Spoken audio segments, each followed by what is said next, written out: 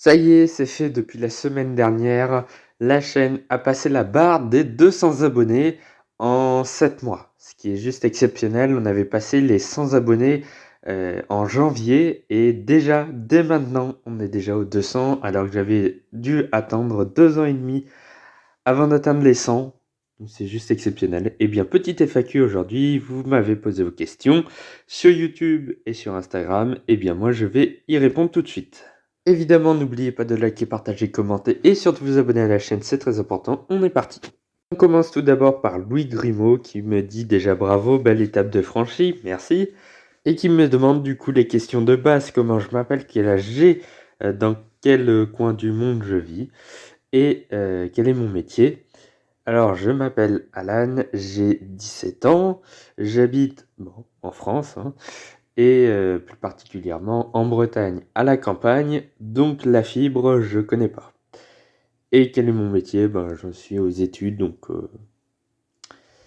je n'ai pas encore de métier. La question suivante, c'est Fireclash qui me demande pourquoi tu t'es lancé sur YouTube. Eh bien, en réalité, j'avais pas prévu de me lancer réellement sur YouTube. J'avais posté une vidéo sur le Grand Prix du Canada 2019, le lendemain du Grand Prix, mais jamais je me suis dit que 3 ans après, je serais encore là. Et encore moins avec 200 abonnés. Donc c'est vraiment parti d'un coup de tête. Et puis, écoute, ça a continué et puis ça continuera encore, hein. Mais de base, ça ne devait pas continuer plus loin que le 10 juin 2019. Question de F Intime qui me demande quels sont tes projets futurs pour la chaîne et tes prochains objectifs. Eh bien, les prochains projets futurs, honnêtement, j'ai rien qui va arriver normalement d'assez lourd sur la chaîne. Quoique, dans 2 jours, il y a 2-3 jours, il y aura un petit truc pour vous. Mais à part ça, il n'y a pas grand-chose. Il y a quand même mon projet de commenter les 24 heures du Mans en direct sur la chaîne pendant les 24 heures, hein, en entier. De base, ça devait être pour 2022, mais je savais très bien que je pouvais pas le faire. L'année prochaine, ça va être compliqué encore, mais possiblement, mais ça va être compliqué quand même. 2024, ça va être chaud quand même, mais on sait jamais. 2025, là, je pense que je serai prêt. Normalement. Plus que quelques années à attendre. Pas si long.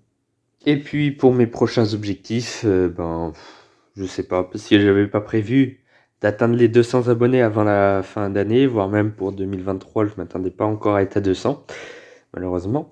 J'avais vu un petit peu à la baisse, mais du coup, pourquoi pas l'année prochaine dépasser les 300, hein, sait-on jamais. Bon, voilà. Après, c'est pas un objectif vraiment clair et net, mais bon.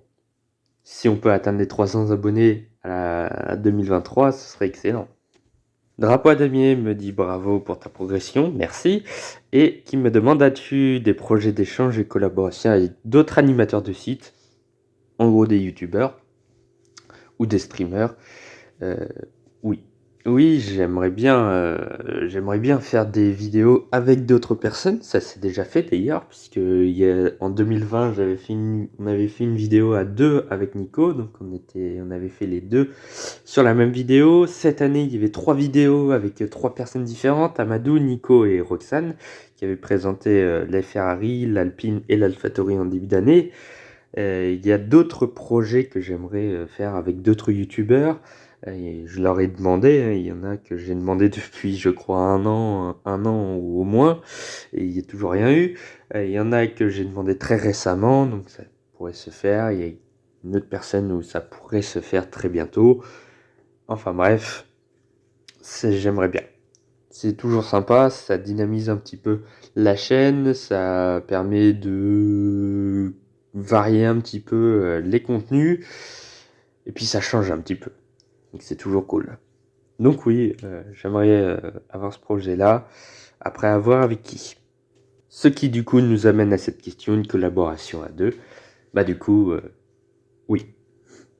Nouvelle question de Interview Formula qui me demande est-ce que tu continueras les interviews de pilotes? Eh bien oui, il y aura un nouvel épisode qui va sortir dans 2 ou 3 jours. C'est ça que tout à l'heure je vous disais qu'il y avait un gros truc qui allait sortir. Eh bien, une interview d'un pilote, ce sera en Formule 4 espagnol, comme la dernière fois avec Bruno Delpino. Donc voilà, ça sortira dans quelques jours, donc je suis heureux d'avoir pu réaliser ça. C'est en cours de montage à l'heure où je parle, donc dans 2-3 jours, vous aurez ça. Et c'est très sympa et j'espère continuer aussi avec une troisième personne, j'aimerais bien. Ensuite, sur Instagram, on m'a demandé si tu serais pas youtubeur, tu feras quoi?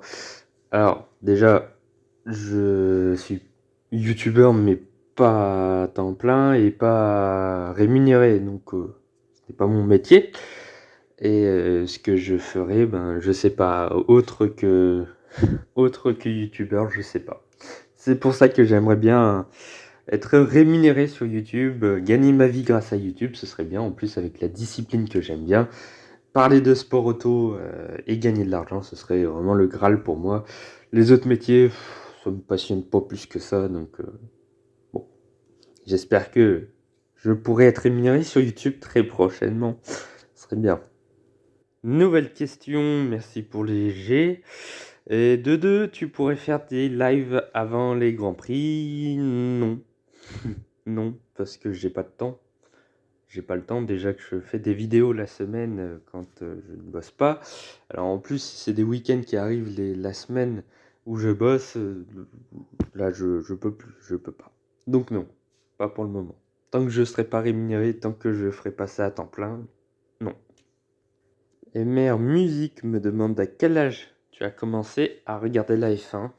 Eh bien j'ai regardé depuis 2014, donc ça fait 9 ans. À 9 ans, je regardais la Formule 1 et le premier Grand Prix que j'ai dû regarder, c'était en 2012, donc 7 ans. Donc c'est plutôt jeune, je pense que c'est dans la moyenne. Ryan F1 me demande et me dit déjà bravo pour les 200 abonnés, merci. Et depuis quand tu regardes la F1? Bah 2014 du coup. Et quel Grand Prix que tu as vu en direct t'a le plus marqué? Alors il y a eu beaucoup de Grands Prix que j'ai regardé. Je crois que le premier Grand Prix que j'ai regardé, ça devait être le 899e Grand Prix de l'histoire de la F1. Aujourd'hui on doit être à 1030 à peu près, je crois. Un truc comme ça, 1040. Donc ça fait un bon paquet de Grands Prix.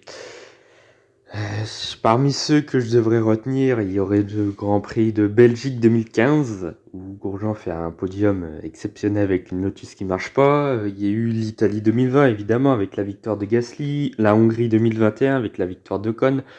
Toute la saison 2021, finalement, avec Verstappen et Hamilton. Il y a eu également, je sais plus, le Grand Prix du Brésil 2016, sous la flotte. À l'époque, les voitures pouvaient rouler encore à cette époque-là, sous la pluie et encore, ça commençait à ne plus pouvoir se faire. Bref, c'était un Grand Prix complètement dingue. On a eu un Grand Prix complètement fou. Mais s'il fallait en retenir un, je dirais quand même le Grand Prix d'Italie 2020, parce que Pierre Gasly a mis fin à une disette de 26 ans pour la France, c'était ou 24 ans plutôt. Et c'était juste énorme. La dernière, c'était Panis 196. Et puis, c'était la première fois que je voyais en direct une victoire française en Formule 1. Donc, forcément, c'était génial. Et puis, en plus, quelques mois après, on a eu Ocon. Sauf que Ocon, bah, c'est arrivé un peu plus tard. Donc, on a attendu moins de temps. Du coup, ça rend la victoire un peu moins belle. Même si elle aussi est magnifique. Mais je dirais quand même le Grand Prix d'Italie 2020 parce que c'était juste fou de voir Gasly gagner comme ça. Surtout qu'il a tenu, je crois, près d'un demi-grand prix, donc on a eu le temps de voir venir, donc c'est juste exceptionnel. Nouvelle question de Albert Toto qui me dit déjà merci pour les 200 abonnés. Et qu'est-ce que tu voudrais voir de plus en Formule 1 pour les prochaines années? Alors de plus ou améliorer certaines choses. Alors déjà, voir des trucs de plus. Un Grand Prix de France pour 2023, ce serait bien aussi, voilà. La conservation du Grand Prix de Spa-Francorchamps au-delà de 2023, puisque ces derniers temps, Spa a été confirmé pour 2023, sauf que il n'a pas signé pour 2, 3 ou 4 ans. Du coup, pour moi, 2024, la Belgique saute, hein, je pense. Malheureusement, donc voilà, j'aimerais bien voir Belgique-France pour 2023-2024, et au-delà même. Après, le système de pénalité aussi à revoir complètement, c'est n'importe quoi là-dessus. Après, qu'est-ce qui pourrait changer ou amener en plus? Eh bien, peut-être un peu plus d'équité entre les équipes. C'est déjà le cas avec le budget de cap, sauf qu'on a redonné quelques millions aux grosses équipes, donc je trouve ça dommage. Et puis le fait de l'arrivée d'Audi, moi, ça va pas dans le sens de vouloir réduire les écarts entre les grosses et les petites équipes, puisque du coup les petites équipes vont se retrouver derrière Audi, très certainement. C'est un gros groupe, ils vont mettre de l'argent normalement. Alors arrivé en 2026, peut-être que ça marchera pas encore totalement, mais 2027-2028, ça pourrait. Alors pour le moment, ils sont en tant que motoristes seulement, mais bon, on le voit venir quand même, à mon avis. Je pense qu'Audi sera constructeur très prochainement. Et du coup, les petites équipes comme Haas, Williams, des choses comme ça, je dis pas Alfa Romeo parce qu'ils vont très certainement être achetés par Audi, mais des choses comme ça, elles vont se retrouver très loin sur les grilles et pourront même plus se battre pour des top 10, même des top 10, ça va être compliqué, hein. Même Alpine, McLaren, même des équipes comme ça qui sont dans le haut du milieu de peloton, ça va devenir compliqué aussi parce que Audi, ça va très certainement devenir un top team avec Ferrari, Red Bull et Mercedes. Ah, ça fait déjà 8 équipes, ça fait ça fait 4 équipes, ça fait 8 pilotes, ça fait 8 places sur les 10. Ça va devenir compliqué pour les petites équipes derrière, de milieu de peloton qui n'ont pas le budget pour devenir un top team. Donc ça va devenir compliqué. Donc là aussi, c'est un peu ambigu. Enfin bref, et puis voir de plus, surtout voir moins de grands prix par saison, ce serait pas mal. Je m'en arrête là, il y a plein de choses encore, mais bon bref, je vais pas tout faire dans cette vidéo. Nouvelle question sur Instagram, on m'a demandé, crois-tu à un retour de Mercedes en deuxième partie de saison? Alors, avant le Grand Prix de Belgique, je t'aurais dit oui.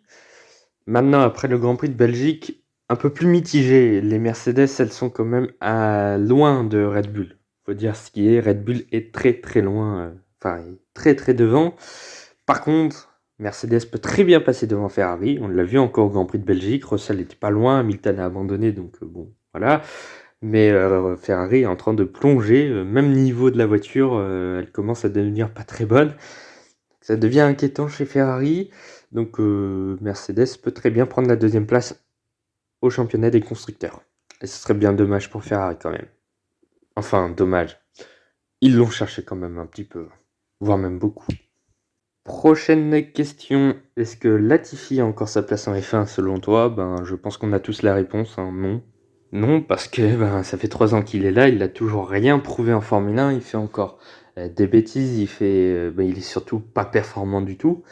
Et Albon, il lui a mis la pige, Russell lui a mis pendant 2 ans la pige. Il mérite pas sa place pour une 4e année. Il faut le remplacer de toute manière. Et encore, qu'il fasse une 3e année, c'est déjà exceptionnel quand même. Et c'est grâce au budget notamment. Et enfin, dernière question, le Let Michael Pass ou le Valtteri Hits James? Aucun des deux, parce que les deux pilotes ont été réduits en un deuxième pilote alors qu'ils avaient beaucoup de talent au début de la carrière, que ce soit Rubens Barrichello ou Valtteri Bottas. Barrichello était promis à un avenir glorieux et reposait tous les espoirs du Brésil à l'époque au milieu des années 90. Valtteri Bottas chez Williams, il était très très bon. Il a porté Williams vers le haut, il a battu Felipe Massa. Voilà, et ils ont été réduits à un second pilote quand ils sont arrivés dans un top team. Barrichello chez Ferrari, Valtteri Bottas chez Mercedes. Voilà, parce qu'il y avait Michael Schumacher et il y avait Lewis Hamilton déjà en place. Mais je peux vous dire que s'il n'y avait pas Hamilton, s'il n'y avait pas Schumacher, Bottas et Barrichello, ils auraient pu faire très mal au championnat. Donc je trouve ça dommage, surtout pour Schumacher, où il n'y avait pas forcément d'enjeu pour le championnat puisqu'il avait déjà presque gagné. Enfin, il n'y avait aucun concurrent pour le championnat au moment où cette phrase a été dite. Idem pour Bottas, notamment je pense au Grand Prix de Russie 2018 où il n'y avait plus aucun suspense. Hamilton allait être champion du monde et ils ont fait passer Hamilton devant Bottas. Je trouve ça juste inadmissible. Donc voilà, aucun des deux. C'est juste un manque de respect envers ces deux pilotes. Et bien voilà, c'est ainsi que s'achève cette vidéo FAQ. Et bien du coup, la prochaine FAQ, elle arrivera quand on sera aux 300 abonnés. Alors n'oubliez pas de vous abonner à la chaîne, c'est très important, pour que je puisse faire une FAQ le plus tôt possible. Ce serait bien. Et n'oubliez pas de liker, partager et commenter également. On se retrouve pour de nouvelles vidéos. La prochaine vidéo, ce sera une vidéo interview avec un pilote de Formule 4 dans quelques jours. Eh bien, à bientôt pour de nouvelles vidéos.